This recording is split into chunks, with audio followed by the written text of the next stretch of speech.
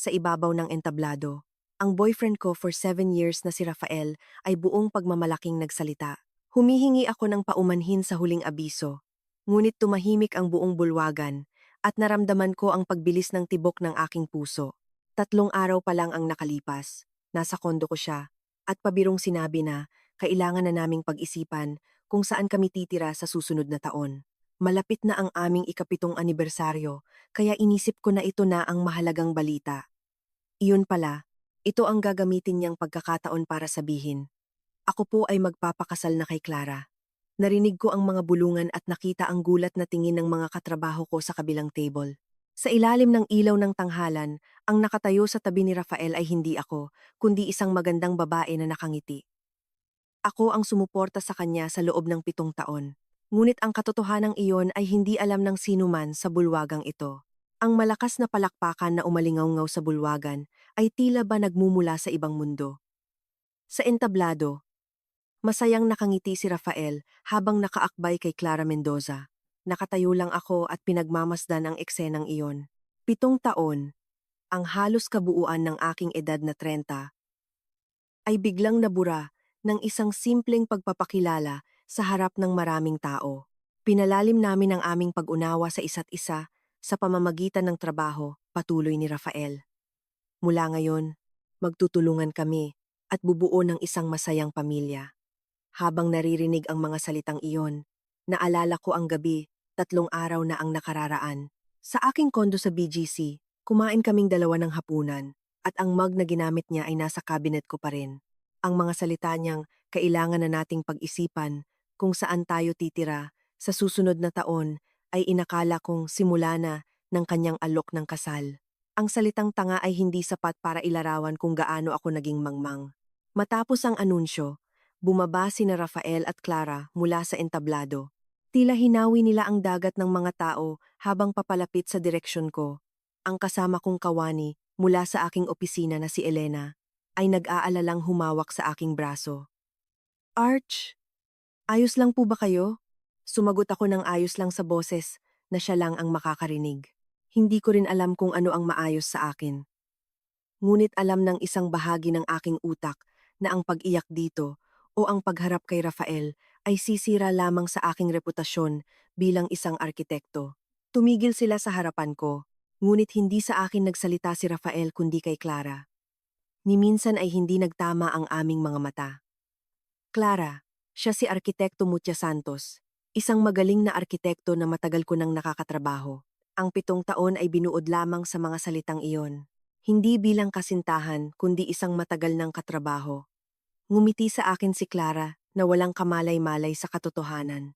Nice to meet you po, ako po si Clara Mendoza. Maraming salamat po sa pag-aalaga sa fiancé ko. Sa sandaling iyon, naunawaan ko ang lahat. Malamang ay wala rin siyang alam. Kung sisigaw ako rito, baka siya ang pinakamalubhang masaktan. Pinilit kong ngumiti. Ako po si Mutia Santos. Ako rin po ay nagpapasalamat sa inyo. At binigkas ko ng malinaw ang bawat pantig ng mga salitang kailangan kong sabihin. Binabati ko po kayo sa inyong nalalapit na kasal. Maraming salamat po, ang masayang ngiti ni Clara ay tila kutsilyong tumusok sa aking dibdib. Hanggang sa huli, hindi man lang ako tiningnan ni Rafael at dinala na niya si Clara sa ibang mga kliyente. Wala nang dahilan para manatili pa ako sa lugar na ito. Tahimik akong nagpaalam kay Elena. Mauuna na akong umuwi. Arkitekto, sasama na po ako. Hindi, magpaiwan ka at tapusin mo ang pagbati para sa trabaho. Dahan-dahan kong inalis ang kanyang kamay na pumipigil sa akin at mag-isa kong nilisan ang bulwagan. Paglabas ko sa pintuan ng Marangyang Hotel sa Makati, naramdaman ko ang lamig ng hangin ng Nobyembre. Ilang oras pa lang ang nakalipas, umaasa ako na baka sa gabing ito ay mag-alok siya ng kasal. Pinili ko pa ang dark blue na dress dahil ito ang suot ko noong first date namin 7 taon na ang nakararaan. Ang lahat ay isang katawa-tawang palabas kung saan ako lang ang tauhan. Sumakay ako ng taxi pauwi sa aking kondo. Hinubad ko ang aking heels sa may pintuan at matamlay na naglakad papunta sa sala. Pagkabukas ko ng ilaw, agad kong nakita ang sopa kung saan nakaupo si Rafael 3 araw na ang nakalipas. Sa ibabaw ng mesa ay naroon pa rin ang magazine tungkol sa architecture na binabasa niya. Tila ba siya pa rin ang nagmamay-ari ng silid na ito, napabagsak ako sa pag-upo sa sopa. Hindi pa rin tumutulo ang aking mga luha. Higit sa galit o lungkot, pakiramdam ko ay hindi totoo ang mga nangyayari. Biglang nanginig ang aking cellphone sa ibabaw ng mesa. Ang pangalang lumabas sa screen ay Rafael. Isa itong mensahe. Binuksan ko ang screen gamit ang nanginginig kong mga daliri. Unang linya, pasensya na sa nangyari ngayon. Pangalawang linya, pero napagdesisyunan na ito kaya tanggapin mo na lang. Pangatlo, huwag kang magsasabi ng kung ano-ano kay Clara. At ang huling bahagi, may kinalaman din ito sa trabaho. Kaya huwag mo na akong kokontakin ng personal kailanman. Tinitigan ko ang screen nang hindi man lang kumukurap. Nagunahan sa aking isipan ang mga alaala ng 7 taon. Ang pag-aalaga ko sa kanya, magdamag noong siya ay nagkasakit. Ang pagdala niya sa akin sa isang restaurant na may magandang tanawin ng mga ilaw ng Kalakhang, Maynila noong ako ay pinanghihinaan ng loob sa trabaho. Ang hindi namin pag-uusap ng 3 araw dahil sa isang mababaw na pag-aaway. Ang lahat ng iyon ay nagtapos lamang sa 4 na linyang mensaheng ito. Tiningnan ko pataas hanggang sa pinakaunang mensahe namin. Ang unang mensahe 7 taon na ang nakalipas. Maraming salamat talaga sa araw na ito. Sana magkita ulit tayo agad. Mula sa mga inosenteng salitang iyon nagsimula ang aming kasaysayan, mga kaarawan, anibersaryo, mga litrato sa paglalakbay, libo-libo at 10,000 mga mensahe ang naroon. Isang beses lang ako nag-type ng reply, noted. Isang salita lamang at pinindot ko ang send button. Ang mga salitang gusto kong isumbat at idahilan ay lumilitaw at nawawala sa aking isipan. Hindi ko rin sinabing ibalik niya ang susi ng kondo ko. Nang gabing iyon, habang naliligo sa shower, doon ko lang itinago ang aking boses at umiyak ng mapait. Sumabay sa ingay ng tubig ang aking paghikbi. Ang 7 taon ay hindi isang maikling panahon. 3 taon na ang nakalipas. Tinanggihan ko ang isang malaking proyekto sa Davao para sa aming kinabukasan ni Rafael. Wala akong tiwala sa sarili na ipagpatuloy ang relasyon kung magiging malayo tayo sa isa't isa. Malapit na ring maging matatag ang posisyon ko sa kumpanya. Pagdating ng panahong iyon, gusto kong pag-isipan natin ng seryoso ang ating kinabukasan. Iyon ang mga salita niyang pinaniwalaan ko.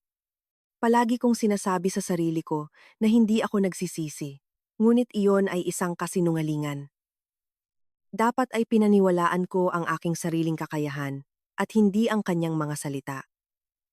Pagpatay ko ng dutsa at paglabas ng banyo, ang mukha ko sa salamin ay mukhang kaawa-awa.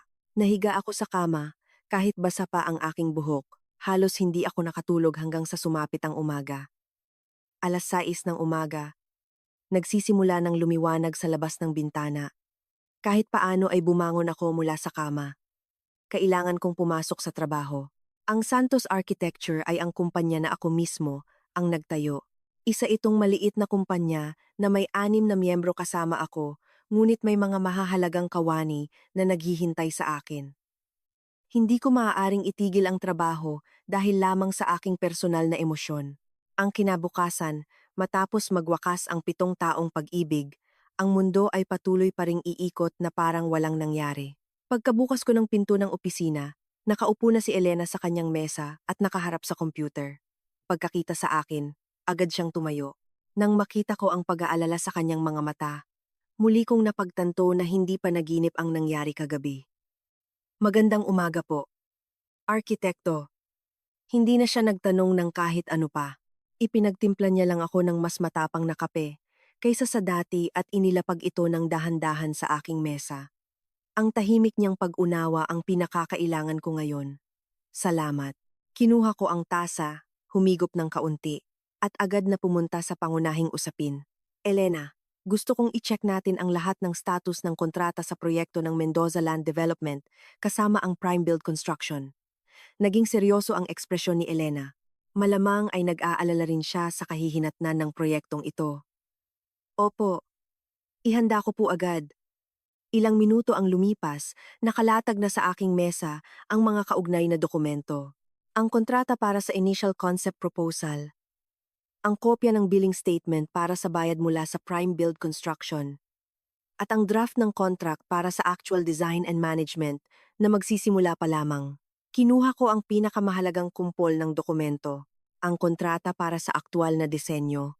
Hindi pa natin na ibabalik sa kanila, tama ba? Opo. Nasa yugto pa po na sinusuri ninyo ang nilalaman. Ganun ba? At ang consent para maging principal architect, naghihintay pa rin iyon ng pirma ko. Tumango ako ng tahimik sa sinabi ni Elena. Mabuti naman. Naiwasan ang pinakamalalang sitwasyon, ang pagpayag na maging punong arkitekto. Ito ay isang napakahalagang dokumento kung saan formal kong ipinapangako sa kliyente na tatanggapin ko ang responsibilidad bilang punong arkitekto ng napakalaking proyektong ito. Ang hindi ko pagpirma rito ay nangangahulugang sa legal na aspeto. Hindi pa ako ang opisyal na punong arkitekto ng proyektong ito. Huwag ninyong sabihing bibitawan ninyo ang proyektong ito. Tiningnan ko siya ng diretso sa mga mata. Hindi ko sisirain ang proyekto dahil sa emosyon. Tumigil ako sandali. Ang lahat ng bahagi ng trabaho na may napirmahan ng kontrata ay tatapusin at ipapasa natin ng perpekto.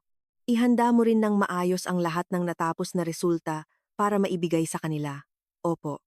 Ngunit nagpatuloy ako, hindi na tayo pipirma sa kontrata para sa aktual na disenyo. Aatras ang arkitekturang Santos sa proyektong ito. Napasinghap si Elena, ngunit hinintay niya ang susunod kong sasabihin ng walang imik. Kahit wala ako, makakahanap ang prime build ng ibang arkitekto. Tapos na ang balangkas ng konsepto. Kaya hindi ito isang hakbang para sirain ang mismong proyekto. Mayroon lang isang bagay na hindi ko maaaring palagpasin. Hindi ko hahayaang gamitin nila ang pangalan ko at ng aking kumpanya na para bang sigurado na kaming kasali. Marahil ay bakas sa mga salitang iyon ang aking tahimik na galit. Ilang segundong nanahimik si Elena bago sumagot, ng malinaw. Noted po, Arch. Ihahanda ko po ang mga kailangan. May isa pa akong mahigpit na bilin sa kanya tungkol sa bagay na ito. Huwag na huwag kang makikipag-ugnayan ng direkta kay Rafael Torres. Ha? Hindi nakapagtataka na nagulat siya. Dahil sa normal na sitwasyon, ang mga taong nakatalaga sa proyekto ang dapat mag-usap. Bakit po? Siya mismo ang nagsabi. Naalala ko ang mensahe niya kagabi. Huwag mo na akong kokontakin ng personal kailanman. Agad na naintindihan ni Elena ang ibig sabihin ng mga salitang iyon. Mula sa pagkagulat, nag-iba ang kanyang mukha patungo sa tahimik na galit. Naiintindihan ko po. Ang lahat ng susunod na komunikasyon ay dadaan na lamang sa legal department ng konstruksyong Prime Build. Naisip ko na napakaswerte ko na mayroon akong maaasahang kawani. Lumipas ang 9:00 ng umaga. May pumasok na email sa official email address ng opisina. Ang nagpadala ay ang pagpapaunlad ng Lupang Mendoza. Ang paksa ay pakiusap para sa pagsusumite ng pahintulot bilang punong arkitekto sa proyekto ng pasilidad na may iba't ibang gamit. Iprinint ito ni Elena at dinala sa akin. Arkitekto, napakasakto po ng oras. Formal ang pagkakasulat ng iliham, ngunit malinaw ang layunin. Dahil gaganapin ngayong araw ang huling pulong para sa pinal na mungkahi, hindi pa po nakararating sa aming kumpanya ang orihinal na kopya ng inyong pahintulot bilang punong arkitekto na siyang pangunahing hahawak ng proyekto. Maari po ba naming malaman ang katayuan nito? Tahimik kong ibinaba ang papel sa mesa. Paano po natin sasagutin? Ilahad mo lamang ang katotohanan. Sa utos ko ay agad na gumawa si Elena ng borador para sa sagot. Maraming salamat po sa inyong mensahe. Tungkol po sa inyong katanungan, sa kasalukuyan, ang aming opisina ay hindi pa nagbibigay ng formal na pahintulot upang maging punong arkitekto ng nasabing proyekto. Bukod pa rito, hindi pa rin po napipirmahan ang opisyal na kontrata para sa aktwal na disenyo. Nais lamang po naming ipaalam ang kasalukuyang katayuan. Binasa ko ang mensahe at tahimik na tumango. Walang bahid ng emosyon ang mga salita. Inilahad lamang nito ang katotohanan. Ipadala mo na. Opo. Tahimik kong pinanood ang pagpindot niya sa pindutang panipad. Nang mga oras ding iyon, sa silid pulungan ng konstruksyong Prime Build, magsisimula na ang huling pulong para sa pinal na mungkahi. Ang mga nakaupo sa paligid ng malaking mesa ay ang kliyente. Ang pangulo ng pagpapaunlad ng lupang Mendoza na si Don Arturo Mendoza at ang kanyang anak na si Clara. Naroon din ang mga opisyal ng Prime Build at syempre, ang tagapamahala ng proyekto na si Rafael Torres. Matapos ang matagumpay na anunsyo ng kasal kagabi, inaasahan niyang maisasara ang kontrata ng pinakamalaking proyekto sa buhay niya. Tiyak na nasa rurok ng kaligayahan si Rafael. Nagsimula ang pulong sa magandang atmosfera at nagsalita si Don Arturo. Kung gayon, anong oras darating rito? Si Arkitekto Santos na nagbuo ng napakagandang konseptong ito. Sandaling nanigas ang mukha ni Rafael. Humihingi po ako ng paumanhin. Wala po si Arkitekto Santos ngayon. Wala siya. May sakit ba siya? Hindi po. Hindi po sa kalusugan. May kaunting personal na isyung inaasikaso. Nag-aalangang sagot ni Rafael nang biglang kumatok sa pinto. Pumasok ang legal counsel ng Mendoza Land na si Marco. Seryoso ang kanyang mukha. Pasensya na po sa pagkaantala ng pulong, ngunit bago tayo pumirma ng kontrata, may isang mahalagang bagay po tayong dapat kumpirmahin. Binuksan ni Marco ang hawak niyang dokumento at itinuro ang isang pahina. Dito sa bahagi ng pangunahing disenyo at pangangasiwa sa disenyo, nakapangalan si Arkitekto Mucha Santos. Ngunit hanggang ngayon, hindi pa rin po namin natatanggap ang kanyang pinirmahang pahintulot. Agad na sumingit si Rafael. Tungkol po dyan, ipapadala rin po iyon agad mamaya. Ngunit umiling si Marco. Kakausap ko lang po sa Arkitekturang Santos. Medyo nag-iba ang simoy ng hangin sa loob ng kwarto. Ayon po sa kanilang sagot, sa kasalukuyan ay hindi pa sila nagbibigay ng formal na pahintulot. Nanigas si Rafael sa kanyang kinatatayuan. Sumimangot ang dating maamong mga mata ni Don Arturo. Ano ang ibig sabihin nito, Rafael? Hindi po, tila nagkaroon lang ng hindi pagkakaunawaan sa komunikasyon. Hindi pagkakaunawaan, mas inilapag pa ni Marco ang isang pirasong papel sa mesa. Ito ay ang nakaprint na kopya ng iliham na natanggap nila mula sa Arkitekturang Santos. Tiningnan ng Pangulo ang papel. Bakas din ang pag-aalala sa mukha ni Clara na nakaupo sa kanyang tabi. Tila hindi ito isang simpleng hindi pagkakaunawaan. Halatang lumamig ang boses ng Pangulo. Kung gayon, bakit isinama sa pinal na mungkahing ito ang pangalan ng isang arkitekto na hindi pa naman sumasang-ayon, na para bang sigurado na siyang kasali?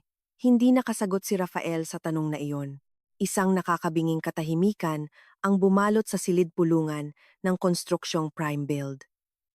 Habang tinitiis ang matalim na tingin ni Don Arturo, pilit na naghanap ng mga salita si Rafael. Totoo po na plano siyang isali sa proyekto. May bahagyang panginginig ang kanyang boses. Kung gayon, bakit walang pahintulot? Dahil po, matapos mag-isip sandali, nagsalita si Rafael na parang siya ang biktima. Kagabi po kasi, nagkaroon ng kaunting issue dahil sa personal kong buhay na nagpa-emosyonal kay Arkitekto Santos at dahil doon ay biglang nagbago ang kanyang desisyon. Ito ay isang kasinungalingan. Hindi ako nagbago ng desisyon. Tulad ng sabi niya, hindi ko lang siya kinontak. Ngunit walang nakakaalam ng katotohanan sa loob ng kwartong iyon. Ang paliwanag ni Rafael ay nagmukhang isang personal na problema sa pag-ibig na nakaapekto sa trabaho. Narinig niyang huminga ng malalim si Clara na nakaupo sa kanyang tabi. Tinitingnan ni Clara ang reaksyon ng kanyang amang si Don Arturo mula sa tabi ni Rafael. Tinitigan lamang ni Don Arturo si Rafael ng mahabang sandali bago seryosong nagsalita. Ano man ang inyong personal na issue, ang mahalaga para sa amin ay ang katotohanan na hindi pa sigurado kung sino ang hahawak ng disenyo ng proyektong ito sa mismong sandaling ito. Walang halong sigaw ang kanyang boses. Ngunit dahil doon, nagkaroon ng bigat ng pinal na desisyon ang kanyang mga salita. Ihinto muna natin ang usapan tungkol sa kontrata ngayong araw. Pangulo, sandali lang po. Hindi ako maaaring magdesisyon na mamuhunan ng 5 bilyong piso sa isang proyekto kung saan hindi pa tiyak kung sino ang punong arkitekto na siyang pinakamahalaga sa disenyo. Agad ko po siyang kakausapin at kukumbinsihin. Kukumbinsihin? Tahimik na umiling ang Pangulo. Wala kaming balak makipagtrabaho sa isang arkitekto na kailangan pang kumbinsihin para sumali.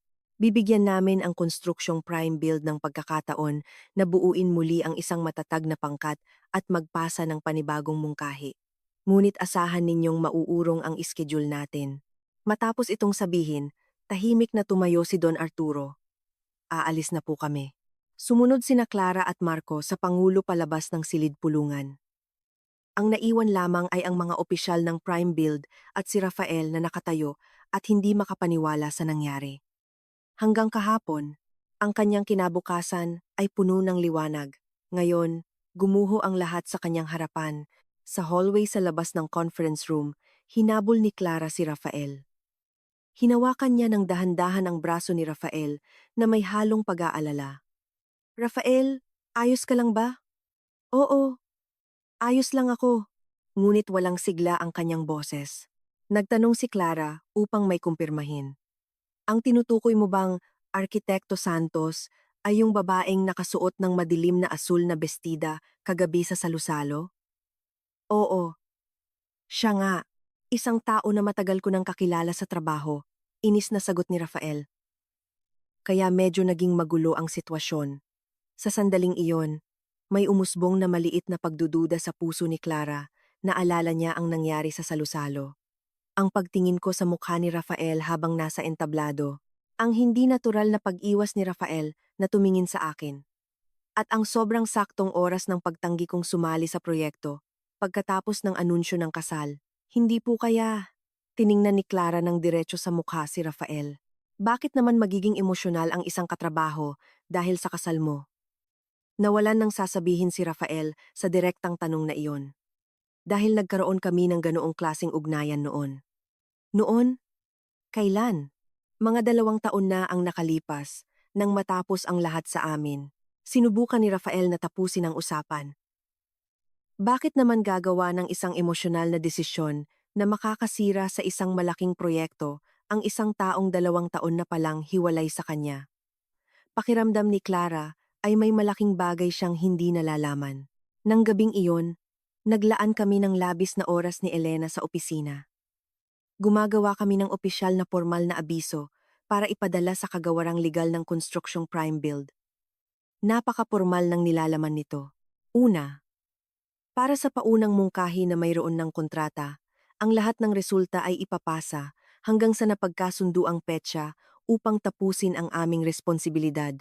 Ikalawa, hindi kami lalagda sa kontrata para sa aktwal na disenyo na inyong iminumungkahi. Ikatlo, hindi rin kami pumapayag na maging punong arkitekto.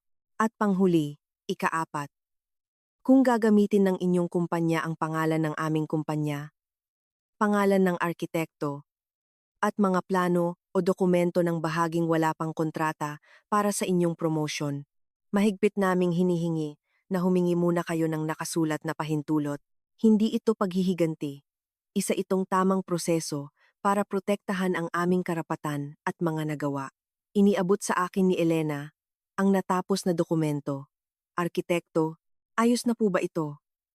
Oo, salamat. Ipadala mo ito bukas ng umaga sa pamamagitan ng notaryadong rehistradong liham. Masusunod po. Sa sandaling iyon, tumunog muli ang aking cellphone. Mula kay Rafael. Tahimik kong tinitigan ang maikling mensahe na lumabas sa screen. Gusto ko lang makipag-usap tungkol sa trabaho. Pwede ka bang tumawag kahit isang beses? Tiningnan ni Elena ang aking cellphone na may pag-aalala. Arkitekto, sigurado po ba kayong hindi kayo sasagot? Tahimik kong ibinaligtad ang aking cellphone. At sumagot ako sa boses na si Elena lang ang makakarinig. Tahimik ngunit malinaw. Dahil sinabi niyang huwag na huwag ko na siyang kokontakin, sinusunod ko lamang ng tapat ang aming unang pangako sa loob ng 7 taon. Wala pang nakakaalam na ang tahimik kong pagtutol na ito ang unti-unting wawasak sa kastilyong kanyang itinayo. Dumating sa kagawarang legal ng konstruksyong prime build ang ipinadala kong notaryadong liham kinabukasan ng umaga. Agad itong nireport sa Board of Directors at nagkaroon ng tahimik na kaguluhan sa kumpanya. Si Rafael, na tagapamahala sa mahalagang proyekto, ay agad na ipinatawag ng isa sa mga opisyal na kanyang amo. Ano kaya ang pinag-usapan sa likod ng makapal na pinto ng kwarto? Nalaman ko na lang sa ibang kliyente ang mga naging usapan. Rafael, itinuro ng opisyal ang kopya ng abiso sa ibabaw ng mesa. Nakatanggap tayo ng opisyal na abiso mula sa Arkitekturang Santos na hindi sila pipirma ng kontrata. Inireport mo sa amin na nakuha mo na ang pahintulot ni Santos, tama ba? Walang nagawa si Rafael kundi sumagot ng namumutla. Hindi po. Ang ibig kong sabihin ay inaasahan na makukuha ang pahintulot. Hindi ko tinatanong kung ano ang inaasahan mo. Umalingaw-ngaw ang tahimik, ngunit seryosong boses ng opisyal. Tinanong kita kung nakuha na ang pahintulot. Sumagot ka ng opo. Mali ba ako? Walang naisagot si Rafael. Ang kanyang positibong inaasahan ay itinuring na isang kasinungalingan at pekeng ulat sa kumpanya. Agad na nagsimula ang muling pagsusuri ng mga dokumento sa loob ng konstruksyong prime build. Ang lahat ng nakaraang iliham sa trabaho sa pagitan namin ni Rafael ay inimbestigahan. Marahil ay naisip niyang binura na niya ang mga iliham na hindi maganda para sa kanya. Ngunit palagi akong nagpapadala ng nakasulat na kumpirmasyon para sa mga mahahalagang bahagi ng proyekto. At ang lahat ng iliham na iyon ay nanatili sa serbidor ng kumpanya. Agad itong nahanap ng pangkat ng imbestigasyon. Ang iliham na ipinadala ko kay Rafael bago ko isumite ang mungkahi para sa Lupang Mendoza. Paksa. Kumpirmasyon tungkol sa pag-upo bilang punong arkitekto. Ganito ang nakasulat sa mensahe. Tungkol sa pag-upo bilang punong arkitekto sa proyektong ito, lalagdaan ko lamang ang pahintulot pagkatapos malinaw ang lahat ng kondisyon at opisyal na mapirmahan ang kontrata para sa aktwal na disenyo. Kaya sa kasalukuyang mungkahi, mangyaring ilagay lamang na inaasahang kasali o hahawak sa pangunahing disenyo. Nakatala roon ng malinaw ang petsa at pangalan ng nagpadala. Isa itong malinaw na ebidensya na hindi niya matatakasan. Ang iliham na ito ang lubos na nagpahamak kay Rafael. Hindi ito isang simpleng emosyonal na away ng magkasintahan. Binaliwala niya ang malinaw na pahayag ng kliyente at nagbigay ng maling impormasyon sa kumpanya at sa kliyente, isang gawaing hindi nararapat para sa isang tagapamahala. Hanggang sa huli, ipinilit niya na bigla akong nagbago ng isip dahil sa personal na issue. Ngunit sa harap ng objetibong ebidensya gaya ng iliham, hindi umubra ang kanyang palusot. Siyempre, inalis siya bilang tagapamahala sa proyekto ng Lupang Mendoza. Hindi lang iyon, ang inaasahan niyang promotion bilang head ng Business Development Department ay tuluyan ding nawala dahil sa insidenteng ito. Hindi lamang ang proyektong nagkakahalaga ng 5 bilyong piso ang nawala sa kanya. Nawala rin ang tiwala na kanyang binuo sa loob ng kumpanya, sa loob ng mahigit 10 taon. Nang mga panahong iyon, nag-uusap kami ni Elena sa opisina tungkol sa aming plano sa negosyo. Kung mawawala ang kontrata natin sa Prime Build, tiyak na babagsak ang taunang kita natin. Sabi ni Elena habang nakatingin sa screen ng accounting software. Tama. Kailangan nating isipin kung paano pupunan ang puwang na iyon. Pero arkitekto, nakakapagtaka na hindi naman ganoon kababa ang magiging epekto sa tubo natin ayon sa kalkulasyon. Ha? Bakit naman? Para maging tapat po. Medyo nag-aalangang sabi ni Elena. Ngunit malinaw niyang sinabi sa akin, matagal nang napakababa ng antas ng tubo natin sa mga proyekto ng kumpanya ni Rafael. Palagi po kasi ninyong sinasabi na matagal na ninyo silang kakilala kaya tumatanggap kayo ng maraming trabaho kahit wala pang formal na kontrata. Tila sinaksak ang dibdib ko sa mga salitang iyon. Napakalinaw ng sinasabi ng mga numero sa screen.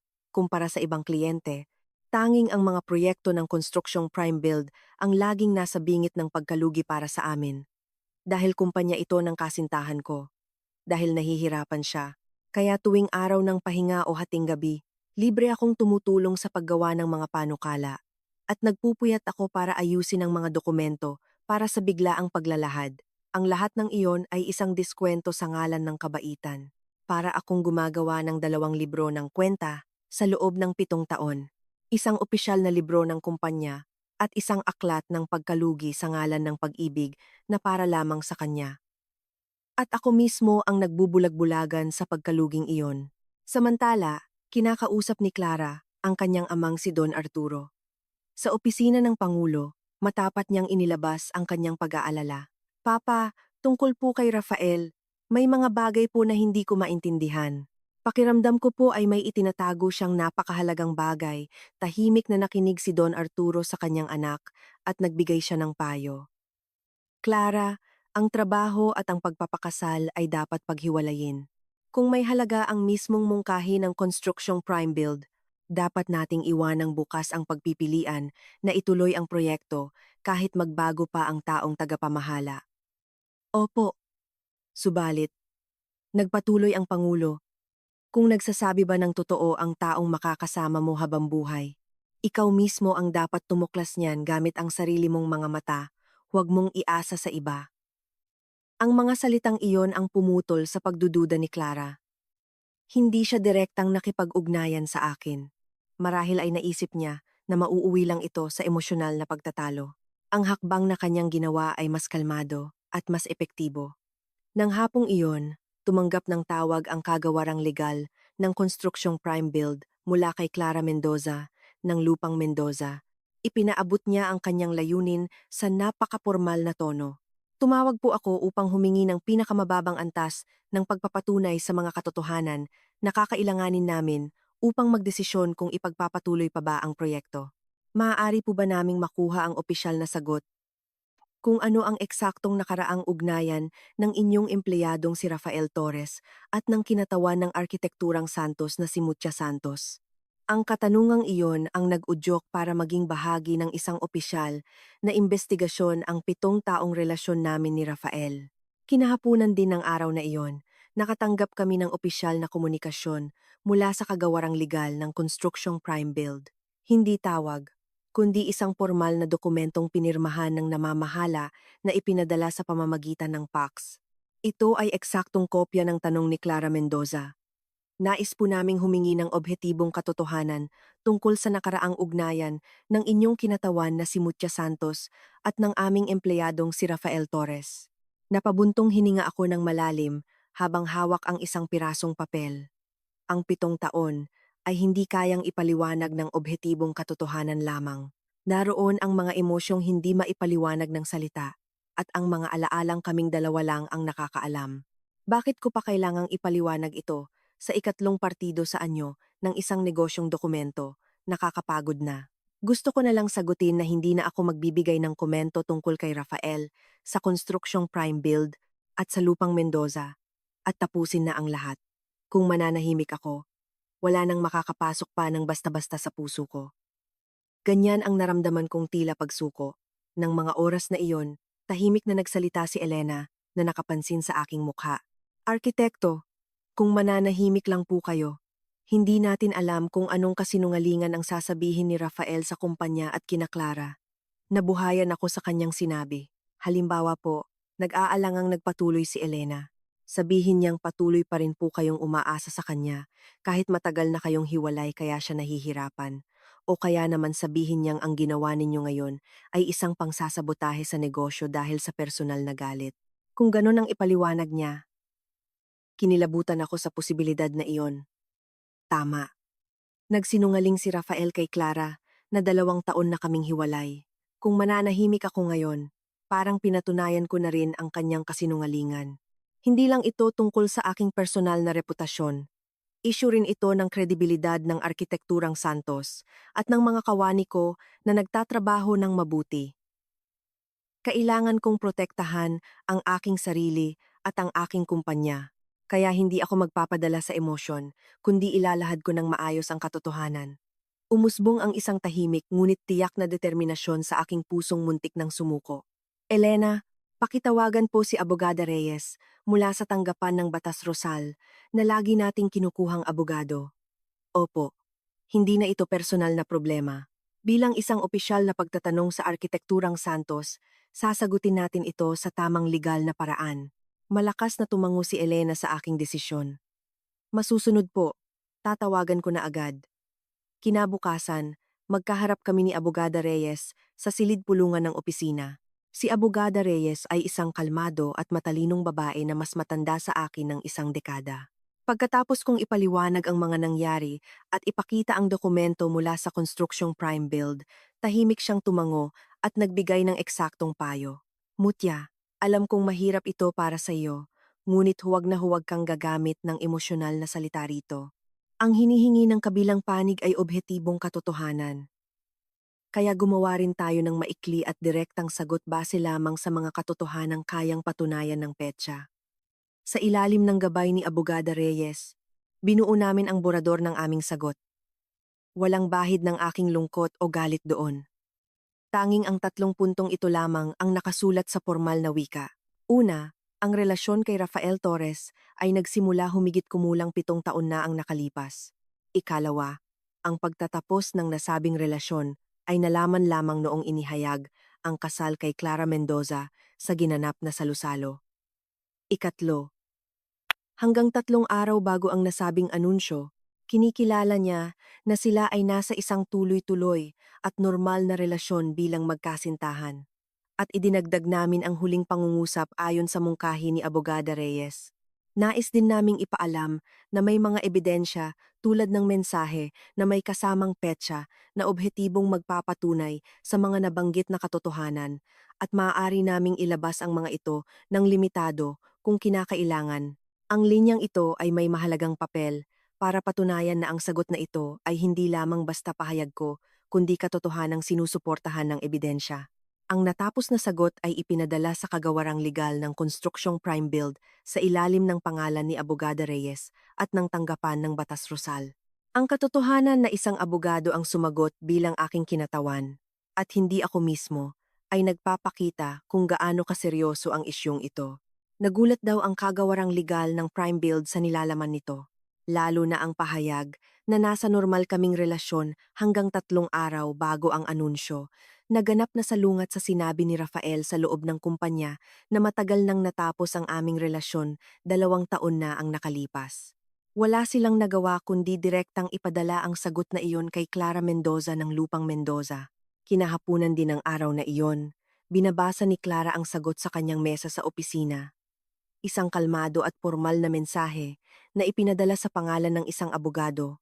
Ngunit ang katotohanang nakasulat doon ay yumanig sa kanyang puso. Normal na relasyon, hanggang 3 araw bago. Ang mga salitang iyon ay paulit-ulit na umalingaw-ngaw sa kanyang isipan. Ibang-iba ito sa kwento ni Rafael. Hindi ba pinili niya ako matapos niyang tapusin ang kanyang nakaraan? Bahagyang nanginginig ang mga kamay ni Clara. Kinuha niya ang kanyang cellphone at binuksan ang mensahe kay Rafael. At nagtipa siya ng maikling salita. Gusto sana kitang makausap sandali ngayong gabi. Pwede ba akong pumunta sa kondo mo? Isa itong tahimik na mensahe bago ang malakas na bagyo. Nang gabing iyon, tumunog ang intercom sa kondo ni Rafael. Pagkakita sa mukha ni Clara sa monitor, bahagyang nakahinga ng maluwag si Rafael. Dahil simula noong nangyari ang gulo sa silid-pulungan, medyo naging mailap si Clara sa kanya. Clara, mabuti at nakapunta ka. Pasok ka. Masayang bungad ni Rafael. Ngunit tahimik na yumuko lamang si Clara. Pagkapasok sa sala, hindi siya umupo sa inaalok na sopa, kundi kumuha siya ng isang pirasong papel mula sa kanyang bag. Ito ang kopya ng sagot na ipinadala ng tanggapan ng Batas Rosal. Rafael, pwede mo bang ipaliwanag kung ano ang ibig sabihin nito? Sa tahimik ngunit matalim na boses ni Clara, biglang namutla si Rafael. Pagkakita sa dokumentong nakalapag sa mesa, nawalan siya ng salita. Galing yan sa abogado ni Mutya na ipinadala sa amin ng Konstruksyong Prime Build. Isang malaking hindi pagkakaunawaan ito. Iyon lamang ang nasabi ni Rafael. Gumagawa lang siya ng malaking kwento dahil masama ang loob niya sa paghihiwalay namin. Ngunit hindi inalis ni Clara ang kanyang tingin kay Rafael. Kung ganon, tatanungin kita, isang kasinungalingan ba na nasa normal na relasyon pa rin kayo ni Mutya hanggang 3 araw bago ang anunsyo ng ating kasal? Hindi nakasagot si Rafael sa tanong na iyon. Ang kanyang panginginig ay malinaw na nagpapatunay ng katotohanan. Matapos ang ilang sandali, nagsimula siyang magbigay ng palusot na parang sumusuko na. Nagkita kami. Pero para iyon pag-usapan ng maayos ang aming paghihiwalay. Pag-usapan ang paghihiwalay?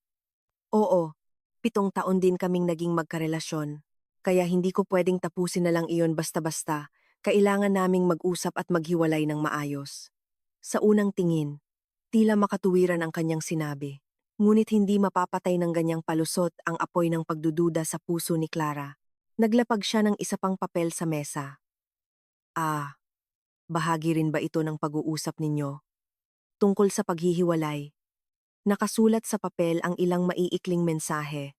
Ito ang mga sipi ng usapan namin ni Rafael na ipinasa ko sa pamamagitan ng abogado bilang ebidensya.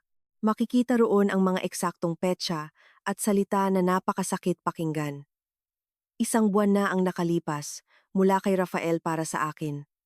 Ang bilis, malapit na ang aming ikapitong anibersaryo. Gusto mo bang mag-travel tayo ngayong taon? 3 linggo na ang nakalipas mula kay Rafael para sa akin. Kapag natapos na itong proyekto, kailangan na nating seryosong isipin kung saan tayo titira sa susunod na taon. At 3 araw lamang bago ang anunsyo ng kasal. Lampas 9:00 ng gabi, mula kay Rafael para sa akin. Trabaho ko tapos na. Pwede ba akong pumunta diyan mamayang gabi? Itinuro ni Clara ang papel. Pinag-uusapan ninyo ang paglalakbay para sa inyong anibersaryo habang balak mo palang makipaghiwalay? At ang pag-uusap tungkol sa kung saan kayo titira. Dala lang ba yun ng nakasanayan? At 3 gabi na ang nakalipas. Sa lugar na hindi ko alam. Papunta ka sana sa bahay niya. Dala pa rin ba ito ng nakasanayan? Wala nang nasabi si Rafael. Ang kanyang mga kasinungalingan ay tuluyan nang nawalan ng lusot sa harap ng obhetibong ebidensya. Nagsimulang manginig ng bahagya ang katawan ni Clara. Bago ang galit, nakaramdam siya ng matinding kalungkutan.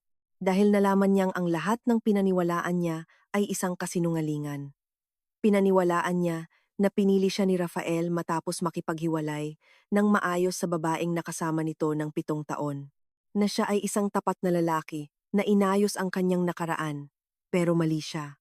Hanggang sa huling sandali, hawak niya kaming dalawa ni Clara.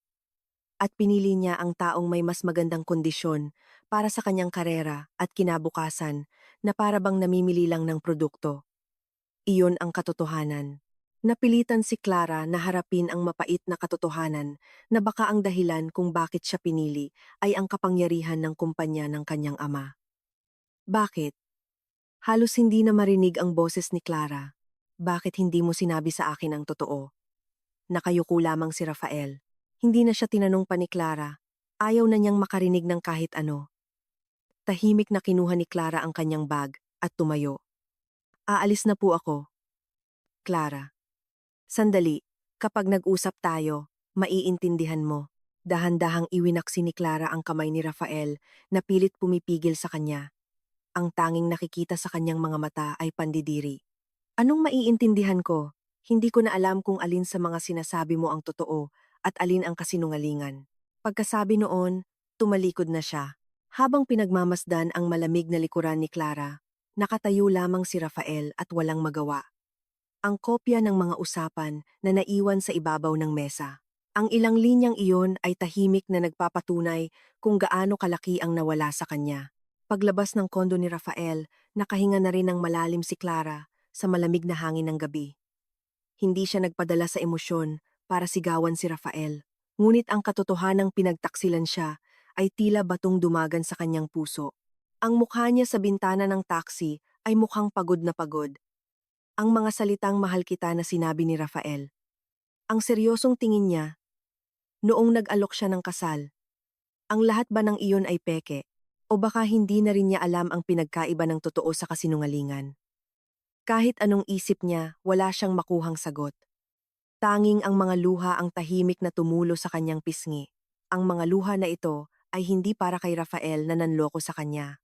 Ito ay luha ng pagpapaalam sa kanyang mangmang na sarili na naniwala sa mga kasinungalingan at nagpadala sa saya. Kinabukasan, lumiban si Clara sa trabaho. Wala siya sa tamang estado ng pag-iisip para magtrabaho. Pinatay niya ang kanyang cellphone dahil gusto niya ng tahimik na oras para mag-isip ng mag-isa. Kung ano ang dapat niyang gawin mula ngayon. Kung itutuloy pa ba niya ang kasal na ito, o baka may sagot na siya. Kailangan niya lang buuin ang kanyang determinasyon para gawin ang desisyong iyon. Nang buksan niyang muli ang kanyang cellphone bandang hapon, bumuhos ang maraming mga hindi nasagot na tawag at mensahe. Lahat ay mula kay Rafael. Patawad sa nangyari kagabi. Sinaktan kita ng lubos. Alam kong hindi sapat ang paghingi ng tawad, pero ang nararamdaman kong pagmamahal sa'yo ay hindi kasinungalingan. Pwede mo ba akong bigyan ng isa pang pagkakataon? Malamig ang tingin ni Clara sa sunod-sunod na mensahe. Wala nang kahit anong salita niya ang makakaantig sa puso ni Clara. Akma na sanang isasara ni Clara ang mga mensahe nang biglang may bagong abiso na lumabas sa pinakataas ng screen. Mensahe mula sa ina ni Rafael. Rafael, kamusta na kayo ni Clara? Huwag mong sabihing nagkaproblema dahil sa arkitektong babae na iyon. Pagkakita sa linyang iyon, tuluyang nawala ang natitirang awa sa puso ni Clara. Naalala niya bigla ang pagbisita niya sa bahay ng mga magulang ni Rafael mga isang buwan na ang nakalipas. Ang ina ni Rafael ay napakabait at sopistikadang babae. Naku, Clara, napakaganda mo at ang talino pa. Sobra-sobra ka para sa anak ko. Hinawakan pa nito ang dalawang kamay ni Clara. Ngunit sa ilang minutong umalis si Clara, nakita niyang kaswal na kinuha ng ina ang cellphone na iniwan ni Rafael sa mesa at sanay na binuksan ang mga mensahe nito. Noong oras na iyon, inisip lang ni Clara na siguro ay talagang malapit ang ina at anak. Pero ngayon, may ibang kahulugan na ang eksenang iyon. Hanggang saan ang alam ng inang ito sa buhay, pag-ibig ng kanyang anak. Isang matinding pagdududa ang nabuo sa isip ni Clara. Gusto niyang kumpirmahin kung anong klaseng usapan ang ginagawa ni Rafael at ng kanyang ina. Nakonsensya siya, pero kailangan niya itong gawin para sa kanyang kinabukasan. Nang hapong iyon, muling bumisita si Clara sa kondo ni Rafael. Nang marinig ni Rafael ang boses ni Clara sa intercom, inakala siguro niyang napatawad na siya. Binuksan niya ang pinto na may mukhang puno ng pag-asa. Clara, salamat at pumunta ka. Gusto ko lang makipag-usap. Pagkapasok sa silid, tinitigan ni Clara si Rafael ng diretsyo. Hanggang saan ang alam ng mama mo tungkol kay Mutya? Nagulat at nataranta si Rafael sa hindi inaasahang tanong na iyon. Walang kinalaman si mama dito. Meron. Paano mo ipinaliwanag sa mama mo ang tungkol sa pagpapakasal natin? Nang makitang nauutal si Rafael, nakasiguro na si Clara, may tinatagong lihim ang mag-inang ito. Tahimik ngunit mariing nagsalita si Clara. Pwede ko bang makita ang mga mensahe ninyo ng mama mo? Hanggat hindi ko nakikita iyon, hindi ko paniniwalaan ang kahit anong sasabihin mo. Ito na ang kanyang huling kondisyon para kay Rafael. Matapos ang ilang minutong katahimikan, nanginginig na iniabot ni Rafael ang kanyang cellphone kay Clara bilang tanda ng pagsuko. Ang mga nabasa ni Clara ay sapat na para tuluyang magyelo ang kanyang puso. Ang pag-uusap ng mag-ina matapos makumpirma ang kasunduan sa kasal. Napakalaking tulong ng ugnayang ito, lalo na sa posisyon ko sa kumpanya. Ina, sa huli, 7 taon man kayong nagkasama ni Mutya, hindi naman kayo nauwi sa kasalan. Matagal nang malinaw ang sagot. Ang huling linyang, oo, baka nga ay tila kutsilyong sumaksak sa dibdib ni Clara. Hindi iyon pag-ibig. Ito ay isang pagkalkula. Tinimbang niya ang 7 taon at pinili ang kapangyarihan ng kumpanya ng aking ama. Iyon ang katotohanan sa likod ng kasal na ito. Tahimik na ibinaba ni Clara ang cellphone sa mesa. Inangat niya ang kanyang mukha at tiningnan si Rafael na may halong awa. Hindi na ako magpapakasal sa iyo. Hindi na magbabago ang kanyang desisyon. Sandali, Clara. Sinabi lang ni Mama iyon, pero hindi mo iyon pinabulaanan. Hindi ko kinakansela ang kasal na ito para kay Mutya. Ginagawa ko ito para sa sarili kong dignidad. Hindi ko kayang makasama habang buhay ang isang lalaking tinimbang, ang 2 babae, at pinili ang may mas magandang kondisyon. Kinabukasan matapos kanselahin ni Clara ang kasunduan, inireport niya ang lahat sa kanyang amang si Don Arturo. Isinara niya ang makapal na pinto ng opisina ng Pangulo at naupo sa upuan. Papa, nagdesisyon po akong kanselahin ang pagpapakasal kay Rafael. Walang pagkabigla o galit na ipinakita ang Pangulo. Tahimik lamang siyang tumingin sa anak. Ipinaliwanag ni Clara ang lahat ng nangyari nang walang halong emosyon kundi purong katotohanan lamang. Ang 7 taong relasyon kay Mutya, ang relasyong tumagal hanggang 3 araw bago ang anunsyo, at ang mga kalkuladong mensahe ni na Rafael at ng kanyang ina. Matapos pakinggan ang lahat, huminga ng malalim ang Pangulo. Isang hangal na lalaki. Hindi iyon galit para sa lalaking nanloko sa kanyang anak, kundi matinding pagkadismaya sa pagiging mababaw ng isang tao. At paano po ang gagawin sa trabaho? Tanong ni Clara at mabilis na sumagot ang Pangulo. Ibang usapan na iyon. Nagulat ng kaunti si Clara sa sagot na iyon. Hindi ko ikakansela ang proyekto sa Construction Prime Build. Hindi tamang desisyon para sa isang negosyante na ibasura ang isang malaking proyekto ng kumpanya dahil lamang sa personal na isyu ng kasal. Hindi ito katanggap-tanggap sa mga namumuhunan at empleyado. Ngunit, nagpatuloy ang Pangulo. Magbabago ang kondisyon. Hihilingin ko sa Construction Prime Build na buuin muli ang kanilang pangkat ng disenyo at magpasa ng malinaw na plano upang mabalik ang tiwala na nawala dahil sa isyung ito. Kung hindi nila iyon magagawa, saka pa lamang makakansela ang proyekto. Isang tamang desisyon para sa isang negosyanteng pinaghihiwalay ang personal na buhay at negosyo. Ngunit naramdaman ni Clara ang tahimik na galit ng isang ama na nasaktan ang anak. Naiintindihan ko po. Sasabihin ko po iyan sa kanila. Yumuko ng malalim si Clara. Ang kalmadong desisyon ng kanyang ama ang nagtulak sa kanya hindi para maghiganti, kundi para humakbang ng muli sa sarili niyang mga paa. Ang balita ng pagkakansela ng kasal ay agad na kumalat sa mga opisyal ng Construction Prime Build. Hindi lamang ito isang simpleng gulo sa loob ng kumpanya. Ang pagpapakasal sa anak ng Pangulo, ang pinakamalaking sandata ni Rafael para mapatibay ang kanyang posisyon. Ngayon, nawala iyon. Siya na lang ngayon ay isang problemadong empleyado na muntik ng sumira sa pinakamahalagang proyekto ng kumpanya. Inilipat siya mula sa kagawaran ng pagpapaunlad patungo sa isang maliit na posisyon sa isang sangay na kumpanya kung saan doon pinapadala ang mga tsismis at walang pag-asa. Marahil ang hindi siya agad sinibak sa trabaho ay hindi dahil sa kabaitan ng kumpanya, kundi dahil alam nilang tuluyang mapuputol ang ugnayan sa lupang Mendoza kung aalisin siya. Sa katunayan, dito na nagtapos ang kanyang karera sa kumpanya. Sa kabilang banda, nagsimulang umihip ang bagong hangin sa aking opisina, ang Arkitekturang Santos. Nang itigil namin ang transaksyon sa Construction Prime Build, kinailangan naming babaan ang inaasahang kita para sa taon. Subalit gaya ng sinabi ni Elena, ang pagkawala ng mga trabahong may mababang kita ay nagbigay daan upang mas makapag-focus kami sa mga mas malikhain at mas may kabuluhang proyekto.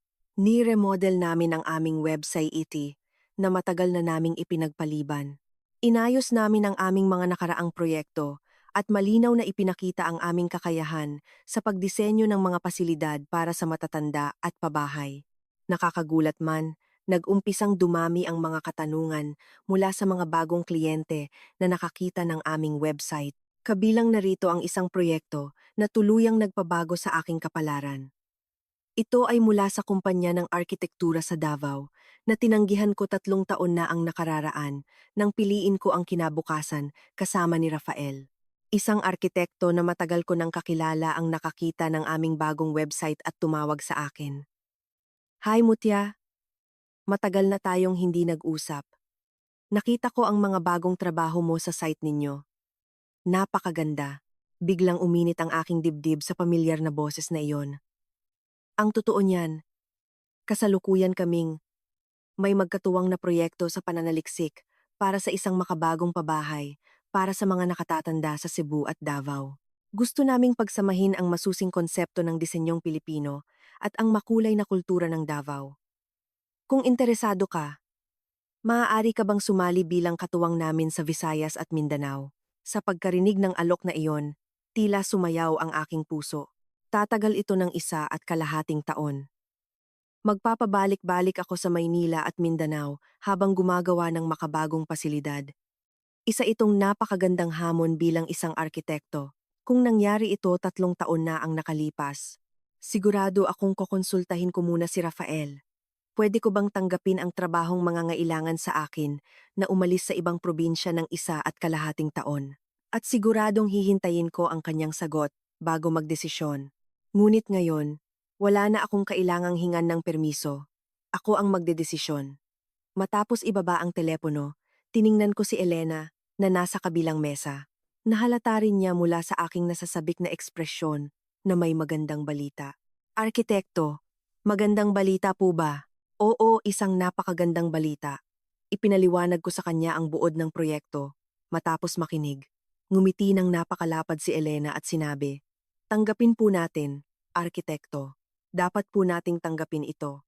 Pero kung iisipin ang laki ng opisina natin, baka mahirapan tayo.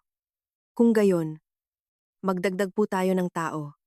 Ito na po ang tamang oras para umangat ang arkitekturang Santos sa susunod na antas." Sa mga puno ng kumpiyansang salitang iyon, tuluyang nawala ang aking mga pag-aalinlangan. Tama. Siguro nga nang hindi ko namamalayan, ginagawa kong dahilan si Rafael para pigilan ang paglago ng opisina.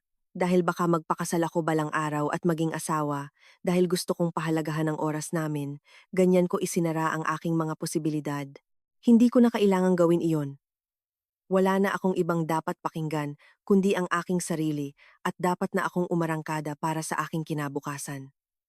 Opisyal na natuloy ang bagong proyekto sa pagitan ng Cebu at Davao at muling sumigla ang opisina.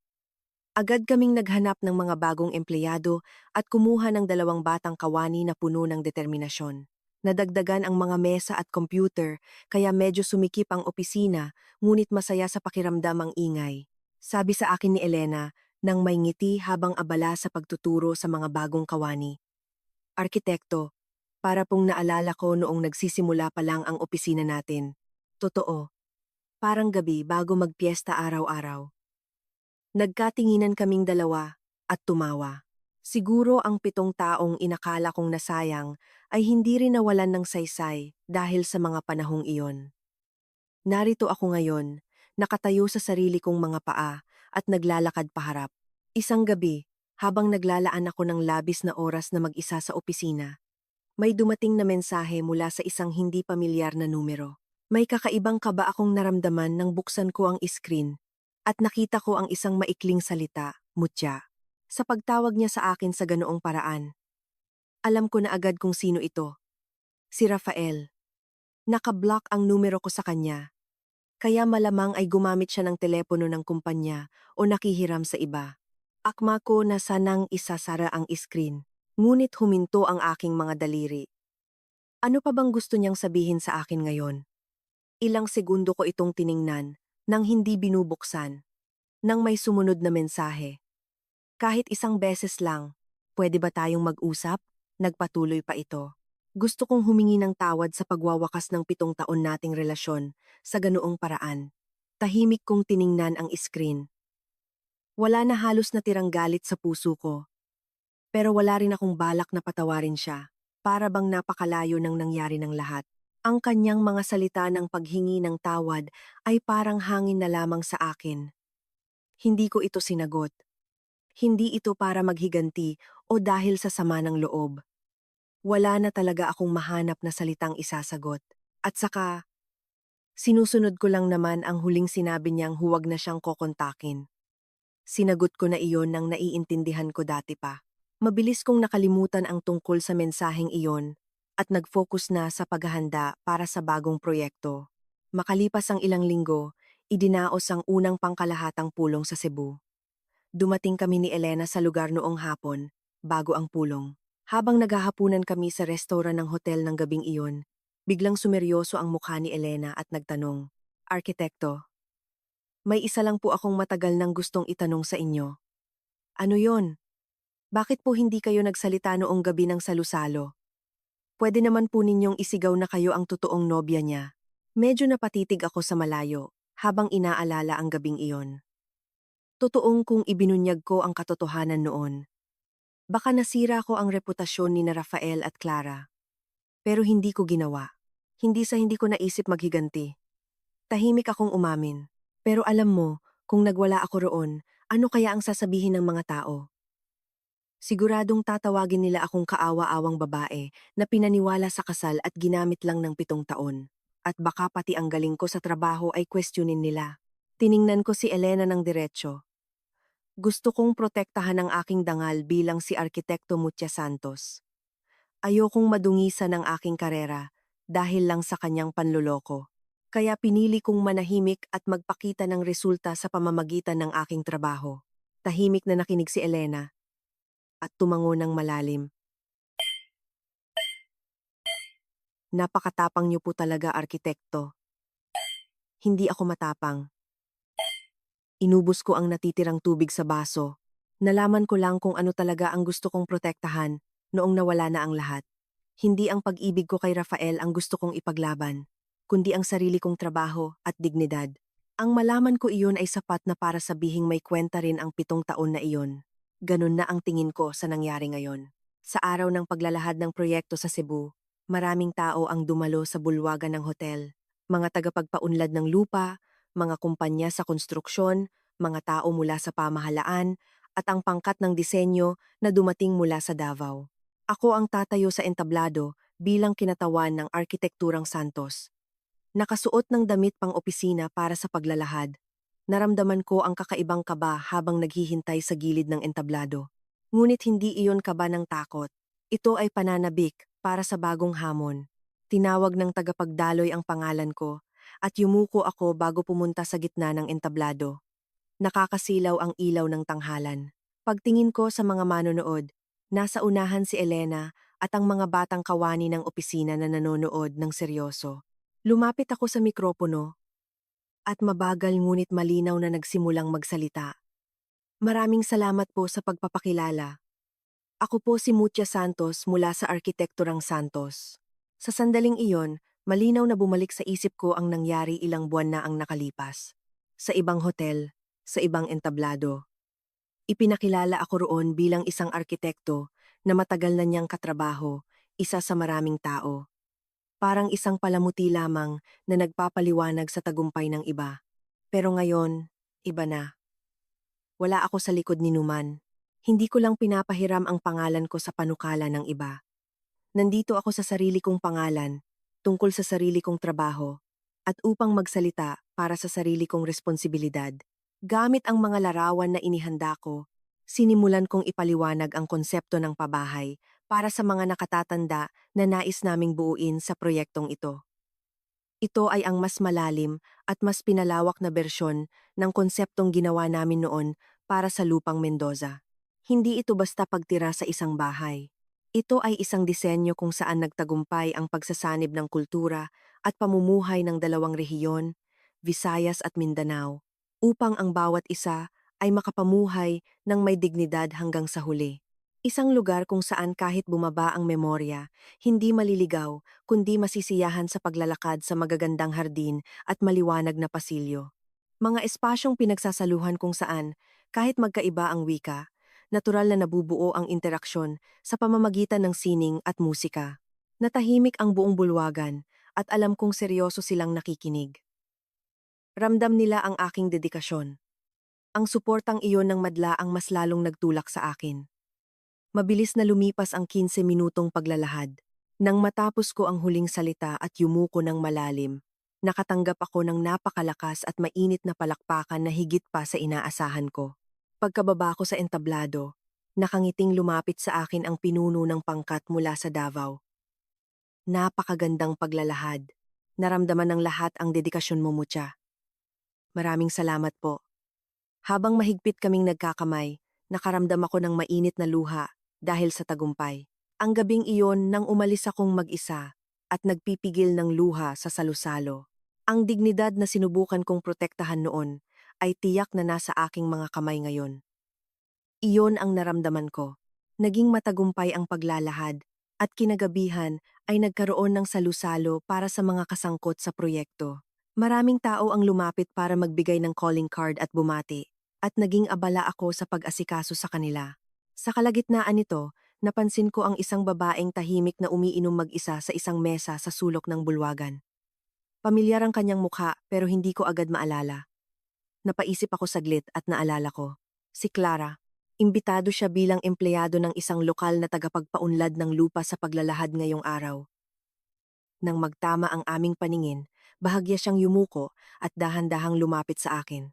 Nakasuot siya ng simpleng madilim na asul na bestida. Ibang-iba sa panahon ng salusalo. Kalmado at parang nakapag-move on na siya. Matagal na po tayong hindi nagkita, Arkitekto Santos. Clara, matapos ang maikling katahimikan, pareho kaming bahagyang ngumiti. Hindi naman sa pinatawad na namin ang lahat, Ngunit mayroong kakaibang pakiramdam ng pagkakaisa, parang pareho kaming nasugatan ng parehong lalaki. Lumipat kami ni Clara, malapit sa bintana na may view ng balkonahe, malayo sa ingay ng mga tao. Pareho kaming hindi agad nakapagsalita. Siya ang unang bumasag ng katahimikan. Napakaganda po ng paglalahad ninyo ngayon. Walang halong pambobola sa boses niya, kundi pagiging totoo. Isang mainit na disenyo na nasa pananaw ng mga maninirahan. Na-touch po ako habang nakikinig. Maraming salamat po, nahihiya kong sagot. Hindi po, kung natuloy lang po sana ang proyekto ng Prime Build sa inyong disenyo, sigurado po akong napakaganda ng kinalabasan. Malungkot siyang tumingin sa ibaba. Sa mga salitang iyon, naramdaman kong hanggang ngayon ay iniisip pa rin niya ang nangyari sa proyekto ng kumpanya ng kanyang ama. Sa isyong iyon, humihingi rin po ako ng paumanhin sa abalang na idulot ko sa inyo. Nang sabihin ko iyon, tahimik siyang umiling. Hindi po abala iyon. Sa totoo lang po, nagpapasalamat pa nga ako sa inyo. Nagpapasalamat? Opo. Tiningnan niya ako ng diretsyo. Kapag naiisip ko na baka nagpakasal ako sa kanya nang walang alam dahil sa inyong lakas ng loob na sabihin ang totoo, hindi po nasira ang aking buhay. Sa nakalipas na mga buwan, nag-isa rin siyang nagdusa, nag-isip, at nahanap ang sagot sa sarili niyang mga paa. Hindi kami magkalaban. Kami ay parehong tao na may magkatulad na sugat, muntik nang masira ang buhay dahil sa isang lalaking walang katapatan. Matapos kong ikansela ang kasal sa kanya, tinanong ko po ang aking papa. Nakatingin sa malayo si Clara habang nagpapatuloy. Bakit hindi ko nakita ang mga kasinungalingan ng lalaking iyon? At sabi ni papa, dahil ang tao raw ay naniniwala lang sa gusto nilang paniwalaan. At ang nangyari ngayon ay dahil din sa kakulangan ko ng kakayahang kumilala ng tao. Dapat daw akong matuto mula sa sakit na iyon. Napakahigpit na salita. Pero ang mga salitang iyon ang nagligtas sa kanya. Hindi sa pagsisisi sa iba, kundi sa pagharap sa sariling kahinaan, nagiging tunay na malakas ang isang tao. Matapos noon, nag-usap kami tungkol sa trabaho at sa mga nangyari sa aming buhay. Sinabi niya na nasa kagawaran ng pagpapaunlad ng bagong negosyo siya ngayon at nagtatrabaho sa isang bagong proyekto para pasiglahin ang lokal na komunidad. Wala nang pag-aalinlangan sa kanyang mga mata. Naglalakad na siya sa sarili niyang daan, gamit ang sarili niyang mga paa. Malinaw kong nakita iyon. Bago maghiwalay, yumuko siyang muli sa akin ng malalim.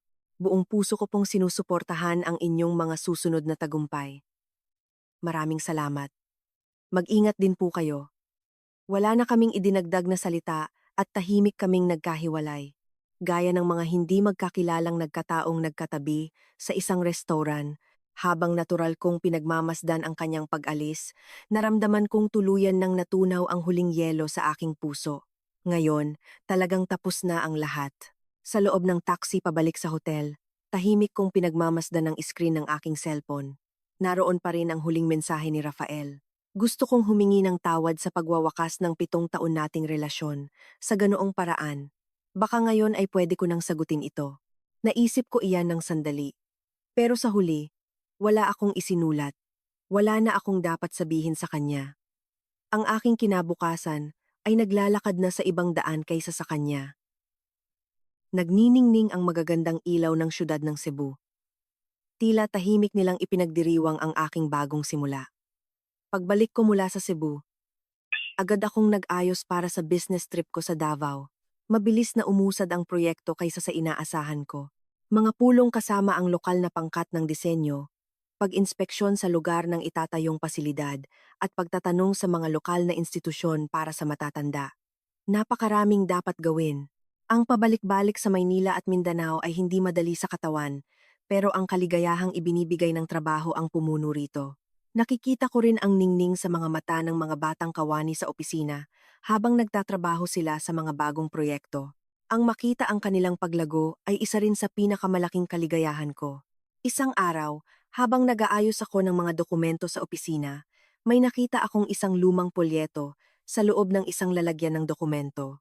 Ito ay ang proyekto para sa pabahay sa Davao na tinanggihan ko 3 taon na ang nakalipas. Dahil sa pagkamiss ko roon, napatigil ako at pinagmasdan ang pulyeto. Nakaguhit doon ang inaasahang itsura ng isang makabagong pasilidad para sa matatanda na gumagamit ng pinakabagong disenyo at teknolohiya. Kung tinanggap ko ang trabahong ito, siguro ang aking buhay sa edad na 30 ay ibang-iba ngayon. Baka hindi kami naghiwalay ni Rafael o baka mas maaga pa kaming naghiwalay. Naisip kong muli kung gaano kakakaiba ang mga desisyon sa buhay. Habang tinitingnan ang polyeto, malinaw kong naalala ang usapan namin ni Rafael na para bang kahapon lang. Sinabi niya sa akin nang malaman niyang natuwa ako sa alok sa ibang probinsya. Matagal ang 2 taon.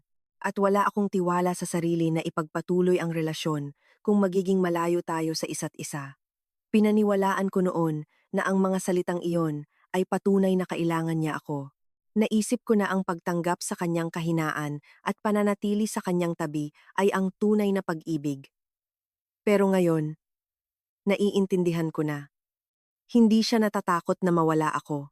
Ang kinatatakutan niya ay ang paglago ko sa mundong hindi niya alam at ang pagpunta ko sa lugar na hindi niya maabot. Gusto niya akong kontrolin bilang isang madaling utusang katuwang na tutulong sa kanyang trabaho. Ang mga salitang mahal kita na sinabi niya ay baka mga matatamis na sumpa lamang para ikulong ako. Tahimik kong ibinalik ang polyeto sa lalagyan. Wala na akong pagsisisi. Ang gumawa ng desisyon na iyon ay walang iba kundi ako. Ang pagpiling maniwala sa kanyang mga salita at piliin ang isang simpleng kinabukasan kasama niya kaysa sa aking karera sa ibang rehiyon ay parehong desisyon ko, 3 taon na ang nakalipas. Baka ang pagpiling iyon ang naging dahilan kung bakit nawala ang 7 taon ko. Pero dahil sa sakit na iyon, narito ako ngayon. Natutunan ko ang kahalagahan ng pagtayo sa sarili kong mga paa at pagpili ng sarili kong kinabukasan sa halip na umasa sa iba. Ito ang naging pinakamahalagang aral sa buhay ko, na higit pa sa kahit anong magandang kaalaman sa arkitektura. Ilang araw ang lumipas, muli akong sumakay ng eroplano papuntang Davao. Ang malawak na asul na langit at puting ulap na nakikita mula sa bintana habang nakatingin sa tanawin. Sabik na sabik ako sa bagong buhay na magsisimula. Hindi ko na kailangang tingnan ang reaksyon ng iba para magdesisyon sa tatahakin kong daan. Mabubuhay ako kung paano ko gusto. Hindi ko akalain na ang simpleng katotohanan iyon ay magpapagaan ng ganito sa aking puso. Ang pagtatapos ng 7 taong pag-ibig ay may mga kinuha sa akin. Pero kasabay nito, binigyan ako nito ng mas mahalagang bagay. Iyon ay ang malaking pakpak ng kalayaan. Maayos na nagpatuloy ang trabaho sa Davao. Ang mainit na araw at mamasamasang hangin. At ang masiglang syudad na nagpapakita ng iba't ibang kultura. Lahat ng ito ay naging bagong inspirasyon para sa akin. Tuwing Sabado't Linggo, mag-isa akong naglilibot sa mga kilalang arkitektura doon o kumakain ng mga lokal na pagkain sa mga pamilihan ng pagkain. Mga oras ng kalayaan at pag-ibig na hindi ko naranasan noong nasa Maynila ako. Unti-unti kong minamahal ang probinsyang ito at ang sarili kong nagtatrabaho rito. Isang hapon ng Sabado, gumagawa ako ng sketch para sa disenyo sa isang coffee shop malapit sa Botanical Garden. Habang nakatingin ako sa berdeng tanawin, biglang may tumapik sa aking balikat. Paglingon ko, laking gulat ko nang makita ko ang arkitektong si Carlo na nag-alok sa akin na pumunta ng Davao 3 taon na ang nakalipas. Mutya! Ikaw nga! Carlo, bakit ka nandito? Sa hindi inaasahang pagkikita na iyon, pareho kaming nagulat. Nakatira pala siya malapit dito at naglalakad-lakad lang. Umupo kami sa iisang mesa at masayang nag-usap tungkol sa aming mga buhay at mga nakaraang alaala. Pero nagulat talaga ako. 3 taon na ang nakalipas noong tinanggihan mo ang alok namin. Sobrang nadismaya kami noon. Lumingon si Carlo sa nakaraan na may bahagyang lungkot sa kanyang boses. Pasensya na talaga noon dahil sa personal kong issue. Hindi, ayos lang. May iba't ibang oras ang buhay ng tao. Ngumiti siya at seryosong nagpatuloy. At saka, alam mo ba kung anong nangyari sa proyekto ng pasilidad na iyon pagkatapos mong hindi sumali? Hindi po. Pero iniisip ko nga po eh. Nang isagot ko iyon, sinabi niya ang isang hindi inaasahang katotohanan. Sa totoo lang, nakansela rin ang buong plano ng proyektong iyon. Pagkatapos mong hindi sumali. Tuluyang hindi nagkasundo ang pumalit na arkitekto at ang tagapagpaunlad ng lupa. Hindi sila magkasundo kung disenyo o pondo ang uunahin hanggang sa huli. Kung nandoon ka sana sa pangkat noon, sigurado akong naayos mo iyon at naging maganda ang resulta, iyon ang naiisip ko hanggang ngayon. Nagulat ako sa sinabi niya. Inakala ko palagi na ang pagpili ko 3 taon na. Ang nakalipas ay isang malaking kawalan sa aking karera. Na kung pumunta ako sa Davao noon, nakakuha sana ako ng malaking tagumpay at karanasan. Ngunit hindi pala. Kung sumama man ako, walang kasiguraduhan na magtatagumpay ang proyekto. Baka nga naipit lang ako at nahirapan. Kahit alam kong walang paano kung sa buhay. Ang katotohanang iyon ang tuluyang nagtanggal ng huling maliit na tinik sa aking puso. Pagbalik ko sa Pilipinas, mas ibinuhos ko ang aking dedikasyon sa proyekto sa Cebu kaysa dati. Makalipas ang ilang linggo, nagkaroon ng mahalagang kalagitnaang pulong ang proyekto. Doon, nag-alok ako ng isang matapang na mungkahi na nagbabago sa orihinal na plano. Iyon ay ang muling paggamit ng mga materyales mula sa lumang gusali ng komunidad na nakatakda sanang gibain para sa espasyong pinagsasaluhan na nakaharap sa patio. Medyo tataas ang gastos. Baka humaba rin ng kaunti ang panahon ng konstruksyon. Pero malakas ang paniniwala ko na ang pagpapanatili sa alaala ng lupang iyon ay magiging sandigan ng mga nakatatandang titira doon. Gaya ng inaasahan, nag-alala ang mga tagapagpaunlad dahil sa pagtaas ng gastos. Kung ang lumang ako ito, baka umatras na ako at naghanap ng ibang alternatibo. Ngunit iba na ang ako ngayon. Gamit ang mga konkretong datos at nakaraang mga disenyo, ipinaliwanag ko ng lohikal at may dedikasyon na ang ideyang ito ay hindi lang basta pagiging emosyonal, kundi isang hakbang para malaking itaas ang halaga ng pasilidad sa pangmatagalan. Ang lahat sa silid-pulungan ay tahimik na nakikinig sa aking paglalahad na puno ng sigla. Matapos ang lahat ng aking paliwanag, mabagal na nagsimulang pumalakpak ang pinuno ng pangkat mula sa Davao. Napakahusay mo, tiya. Ang mungkahi mo ay higit pa sa aming inaasahan. Tungkol sa gastos, tayo na ang mag-isip ng paraan. Gusto kong ituloy natin ang napakagandang ideyang iyan. Kasunod ng mga salitang iyon, umalingaw-ngaw ang palakpakan ng pagsang-ayon sa loob ng kwarto. Yumuko ako ng malalim habang nararamdaman ang pag-init ng aking puso. 3 taon na ang nakalipas. Naghintay lang ako ng sagot ng isang lalaki. Inisip kong hindi ko pwedeng isulong ang buhay ko nang walang pahintulot niya. Pero iba na ako ngayon. Pinaninindigan ko ang aking mga paniniwala at napakilos ko ang mga tao sa paligid ko gamit ang aking sariling mga salita. Naging totoong arkitekto ako ng sarili kong buhay. Ang pinaglipatan kay Rafael ay isang maliit na site office sa isang liblib na probinsya na kailangan pang bayahein ng ilang oras mula sa airport. Ang kasiglahang gaya noon sa kagawaran ng pagpapaunlad na pinamunuan niya ay wala rito. Sa mesa na malapit sa bintana, maghapon siyang nagpapasok ng datos ng mga lumang kontrata na kahit sino ay kayang gawin.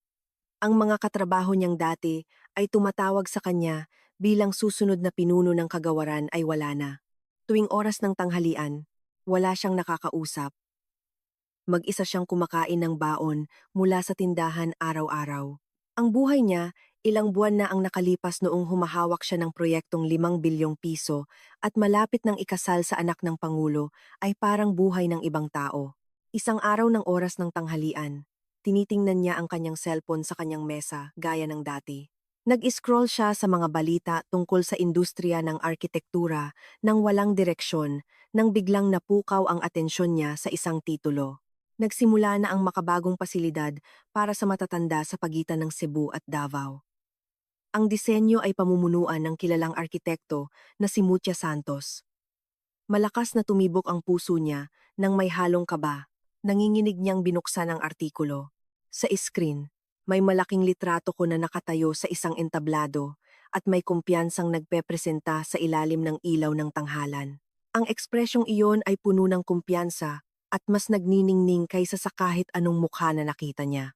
Sa artikulo, nakasulat ng detalyado kung gaano karevolusyonaryo ang aking konsepto at kung paano ito lubos na pinuri dito man o sa iba't ibang rehiyon. Ang ideyang minsan na niyang pinuri ng lubos. At mas lumaki pa iyon matapos niyang iwanan. Sa oras na iyon niya lamang naintindihan kung ano talaga ang nawala sa kanya. ang talento ko, at ang mga posibleng malikhaing kinabukasan kung kami pa sana, at ang pag-ibig ko na sumuporta sa kanya nang walang kapalit sa loob ng 7 taon na inakala niyang laging nariyan para sa kanya. Ang lahat ng iyon ay tinapon niya nang dahil lamang sa isang iglap na pagkalkula.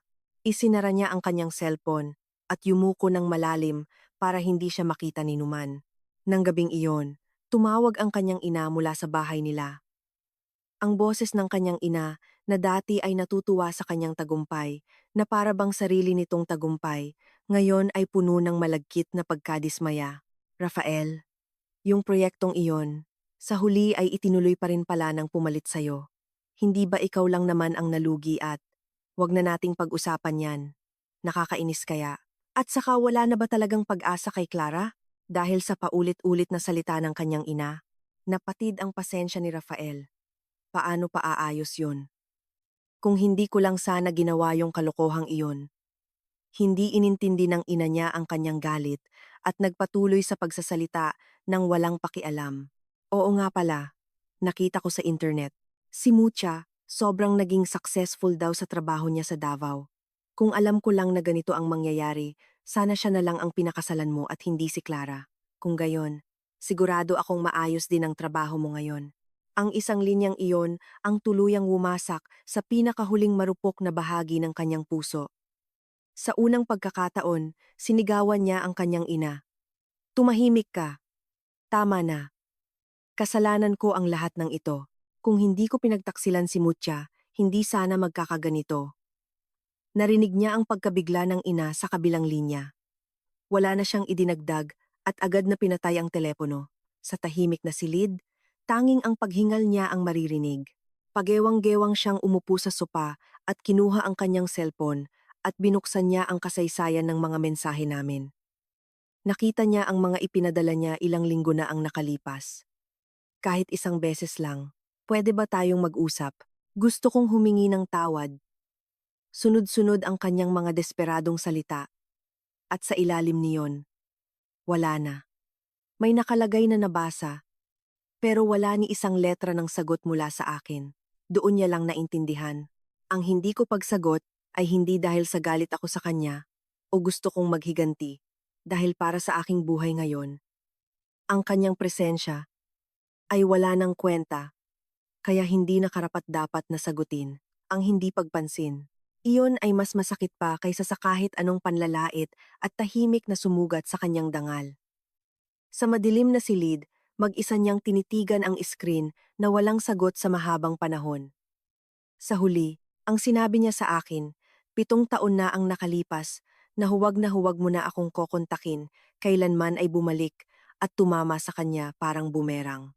Pagkaraan ng 1 taon, natapos na ang pangunahing disenyo ng proyekto sa Cebu at magsisimula na ang konstruksyon nito. Ipinagpatuloy ko ang pagpapabalik-balik sa Davao at Maynila at nag-enjoy sa masayang buhay araw-araw. Umabot na ngayon sa 8 ang mga kawani sa opisina. Ang paglampas sa mga hamon kasama ang mga bagong miyembro ay isang kagalakan na walang kapantay. Hindi na kami isang maliit na kumpanya. Lumago na kami bilang isang propesyonal na pangkat na may kakayahang makipagsabayan sa mga katuwang sa loob at labas ng rehiyon. Isang hapon, may pulong ako kasama ang isang babaeng kawani. Habang tinitingnan niya ang mga materyales para sa susunod na proyekto sa kabilang probinsya, may pag-aalala siyang nagtanong. Arkitekto, medyo matagal po ang itatagal ninyo sa Davao para sa susunod na proyekto, sigurado po ba kayo? Napaisip ako pabalik sa sarili ko. 3 taon na ang nakalipas. Kung ako yung dati, sigurado akong magdadalawang isip ako. Iisipin ko ang mukha ng isang lalaki. At aakalain kong hindi ko pwedeng desisyonan ang karera ko nang walang pahintulot niya. Ngunit ngayon, hindi na ako nag-aalinlangan. Tiningnan ko siya ng diretso sa mga mata at ngumiti. Oo, ayos lang. At idinagdag ko. Ngayon, kaya ko nang desisyonan ang lahat ng mag-isa kahit hindi na magkonsulta sa iba. Ang mga salitang iyon ay hindi para sa iba. Iyon ay mula sa kaibuturan ng aking puso. Nakita ng batang kawani ang masayang ekspresyon ko at ngumiti ng may kapanatagan. Ngayong araw ng pahinga, bumalik ako sa aking kondo sa Maynila matapos ang mahabang panahon. Pagkabukas ko ng kahon ng sulat, May isang hindi pamilyar na sobre. Walang pangalan ng nagpadala. Pumasok ako sa kwarto at binuksan ang sobre. At may nalaglag na isang susi. Ito ang kopyang susi na ibinigay ko dati kay Rafael. At may kasamang isang puting pirasong papel na nakatupi. Dahan-dahan kong binuksan ang papel. Nakasulat doon ang 2 linya gamit ang bolpen. Maging masaya ka. At pakiusap, kalimutan mo na ako. Walang nakasulat na pangalan. Ngunit base sa nanginginig na sulat kamay, alam ko na agad kung kanino ito. Nabasa ko ang sulat pero hindi na tumulo ang luha ko. Tahimik ko na lang na itinago ang susi at sulat sa kailaliman ng kahon ng aking mesa. Hindi ito usapan tungkol sa kung patatawarin ko ba siya o hindi. Ang buhay niya ay hindi natatawid sa buhay ko. At mula sa kaibuturan ng aking puso, naisip kong sapat na iyon. Isinara ko ang kahon. Binuksan ko ang bintana at lumabas sa balkonahe.